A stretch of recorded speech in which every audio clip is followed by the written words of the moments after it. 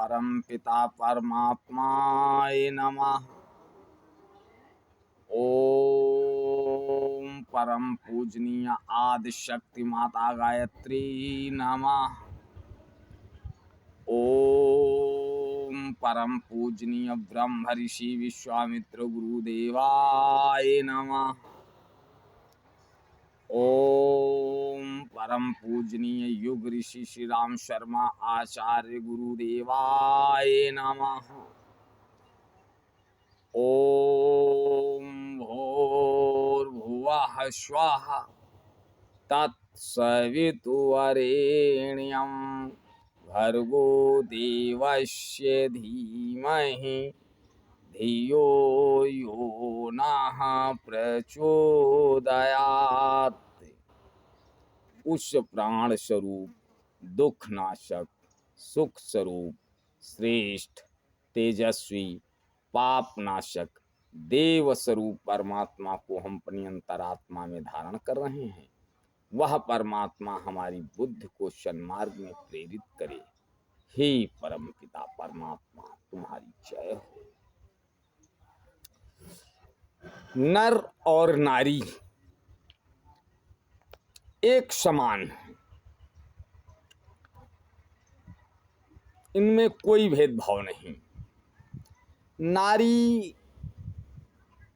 सृष्टा की अनमोल कृत्य है,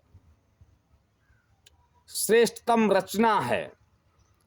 स्वामी विवेकानंद के शब्दों में कहें तो ईश्वर की प्रथम अभिव्यक्ति ही वह हाथ है जो पालना झुलाता है। संसार में चेतना का आविर्भाव का श्रेय नारी को ही जाता है। वह अपने वात्सल्य से, प्रेम से, साधना से, सेवा से, संवेदना से पूरे परिवार, समाज व राष्ट्र को सींचती है। नारी की महत्ता को ऋग्वेद ने कुछ इस प्रकार प्रकाशित किया है।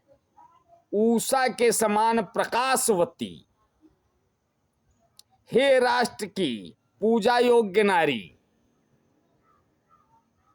तुम परिवार और राष्ट्र में सत्यम शिवम सुंदरम की वरुण कांतिकाओं को छिटकाते हुई आओ। उस नारी को लेकर मनुस्मृति का उद्घोष है,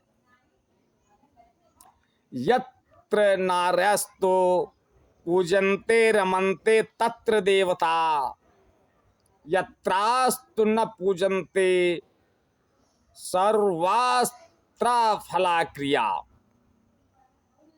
शोचन्ते जामयो यत्र विनश्यत्यासु तत्कुलम, ना शोचन्ते तो यत्रैता वर्धते तद्धे सर्वदा। अर्थात जहाँ नारियों की पूजा होती है, सम्मान सत्कार होता है, वहाँ देवता निवास करते हैं। और जहाँ नारियों की पूजा नहीं होती, उनका सम्मान नहीं होता है, वहाँ किए गए समस्त अच्छे कर्म निष्फल हो जाते हैं। जिस कुल में स्त्रियां कष्ट भोगती हैं, वह कुल शीघ्र ही नष्ट हो जाता है। और जहां स्त्रियां प्रसन्न रहती हैं, वहां कुल सदैव फलता फूलता रहता है। नारी की महत्ता से भारतीय वाद्यम भरे पड़े हुए हैं।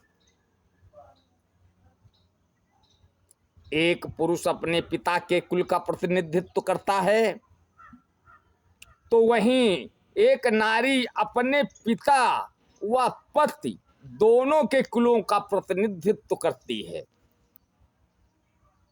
उसके ऊपर दोहरी जिम्मेदारी होती है। वह अपने श्रेष्ठ आचरण से, आदर्श से दोनों कुलों को गौरवान्वित करती है।